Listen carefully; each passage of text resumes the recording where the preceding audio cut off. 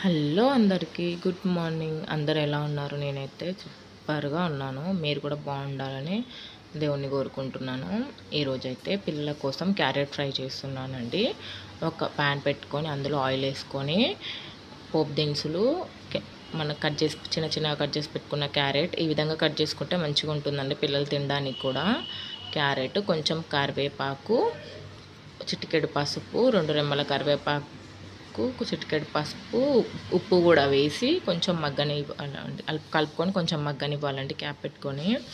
ఇలా మగ్గాక మళ్ళీ ఒకసారి కొంచెం 5 మినిట్స్ మగ్గాక మళ్ళీ ఒకసారి క్యాప్ తీసుకొని కలుపుకోవాలి. ఈ విధంగా మళ్ళీ క్యాప్ పెట్టుకొని ఇంకొక 5 మినిట్స్ పీసెస్ మంచిగా మగ్గే వరకు మంచిగా కలుపుకోవాలి. ఇప్పుడు చూడండి మంచిగా మగ్గిపోయింది. ఇప్పుడు పిల్లల కోసం కదండి కొంచెం కారం తక్కువనే వేస్తున్నాను. ఒక 1 టీ స్పూన్ కూడా వేయలేదు కారం. 1 టీ స్పూన్ కారము, 1/2 టీ స్పూన్ ధనియాల పొడి, 1/2 టీ స్పూన్ కొబ్బరి పొడి వేసి అంతా కలిసే విధంగా ఇలా కలుపుకోవాలి. Ready tasty carrot fry ready. పిల్లల కోసం మీరు కూడా ట్రై చేయండి. ఎలా వచ్చిందో చెప్పండి.